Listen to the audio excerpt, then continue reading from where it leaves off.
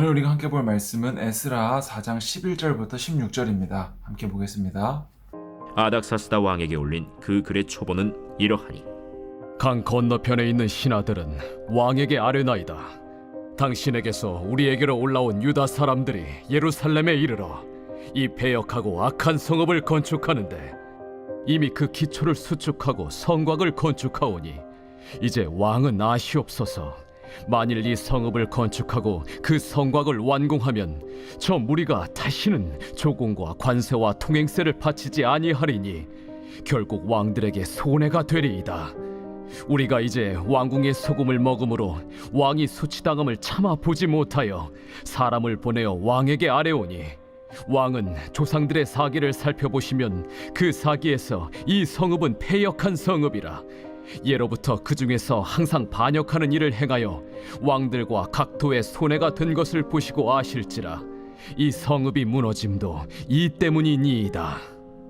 이제 감히 왕에게 아뢰오니 이 성읍이 중건되어 성곽이 준공되면 이로 말미암아 왕의 강 건너편 영지가 없어지리이다. 포로에서 귀환한 이스라엘 백성들은 하나님의 성전을 다시 짓습니다. 그런데 어제까지 성전 기초 놓는 것을 보고 첫 번째 성전을 보았던 어른들은 통곡하였고, 그리고 첫 번째 성전을 보지 못했던 그리고 나머지 모든 사람들은 기뻐했다고 했습니다. 오늘 말씀에서는 이스라엘 백성들이 성전을 짓고 있는데 사마리아 사람들이 와서 우리도 돕고 싶다, 우리도 하나님 믿는다, 이렇게 얘기하는 거죠. 그런데 열왕기서에 보면 이 사마리아인들은 하나님도 섬겼지만 동시에 이방 신들도 함께 섬겼던 자들이거든요. 그리고 이 성전을 재건하는 일은 바벨론 포로에서 남은 자들, 그 남은 자들을 통해서만 하나님께서 주신 일이었기 때문에 이 스룹바벨 왕과 백성들은 이들의 도움의 손길을 거절합니다. 여러분, 진리는 절대 타협해서는 안 되는 거예요. 여러분, 진리가 아닌 것에 대해서는 얼마든지 양보하고 사랑할 수 있어야 되지만 진리에 대해서는 절대 타협이 없어야 되는 거예요. 여러분, 진리에 대해서 우리가 조금씩 타협해 나간다면 그것이 나중에는 걷잡을 수 없이 커질 것입니다. 그들의 도움을 받는다면 좀 더 수월하게 성전을 완성할 수도 있겠죠. 그러나 하나님의 방법은 그게 아니라는 거예요.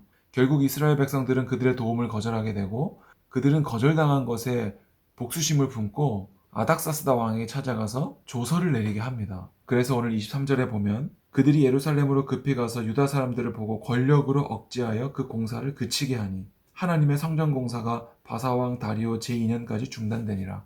이 기간은 한 15년 정도 되거든요. 그러니까 그들의 도움을 거절함으로 이 성전 공사가 15년 동안 중단이 돼요. 그런데 15년 동안 이 이스라엘 백성들이 뭘 하느냐? 자기 집을 짓습니다. 자기 집을.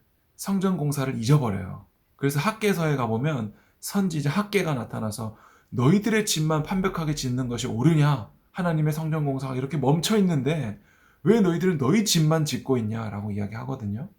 그래서 다시금 학개 선지자를 통해서 이 성전을 완성하게 돼요. 여러분, 오늘 말씀에서 하나님의 성전 공사가 15년 중단된 것이 슬픈 일인가요? 아니면 도와주겠다고 말한 사마리아인들의 도움을 받았어야만 되는 것인가요? 여러분, 진리를 지키기 위해서 그들의 도움을 거절한 것은 잘한 것이죠. 그리고 그로 인해서 공사가 15년이나 중단된 것, 그것도 괜찮은 거예요. 하나님은 남은 자들을 통해서 구원하시고 남은 자들을 통해서 성전을 재건하기를 약속하시잖아요. 그 과정 가운데 우리는 진리에 대해서는 타협이 없어야 되고 비진리에 대해서는 얼마든지 사랑하고 받아들일 수 있어야 되는 거예요. 양보할 수도 있어야 되고. 그러니까 진리를 지키다가 겪을 수 있는 고난, 이 15년이나 공사가 중단되는 이런 일, 물론 하나님의 성전 공사를 15년 동안 잊어버리고 자기 집만 지은 것은 잘못된 것입니다. 그러나 또 학개 선지자를 보내시잖아요. 하나님은 또 말씀하시고 또 진리를 지키다가 고난 겪을 수 있어요. 또 하나님께서 말씀하시고 또 우리는 연약하기 때문에 다른 곳에 한눈 팔 수 있지만 또 하나님은 선지자를 보내서 하나님의 약속을 이루시는 거예요. 그러니까 우리가 잘해서가 아니라 하나님이 약속하시고 하나님이 성취하신다. 여러분, 목사님이 중등부 예배 때 계속 말하는 것도 그런 거예요. 여러분, 학창시절부터 진리를 바로 하시기를 축복해요. 예수 그리스도를 바로 알아야 돼요. 하나님을 바로 알아야 되고 성경을 볼 때 내 입맛대로 보는 것이 아니라 하나님께서 하시고자 하시는 말씀대로 봐야 돼요. 여러분, 코로나가 우리를 모이지 못하게 하고 영상으로밖에 예배를 못하게 했어요. 여기서 진리는 무엇인가요? 그리고 또 비진리는 무엇인가요? 여러분 한번 잘 생각해 보세요. 오늘 이스라엘 백성들은 진리를 지키기 위해서 사마리아인들의 도움을 거절합니다. 그리고 그들은 15년 동안 공사가 중단되는 고난을 겪어야 했어요. 여러분, 오늘 우리의 삶에도 진리를 지키다 보면, 남들과 다르게 살다 보면 겪을 수 있는 어려움이 있습니다. 여러분, 그것을 기쁨으로 받아들이세요. 그리고 진리 안에 거하십시오. 그러면 하나님께서 여러분에게 다시금 말씀하시고, 그 고난으로 인하여서 너는 나의 자녀야, 너는 진리의 백성이야 라는 것을 증거로 삼으실 것입니다.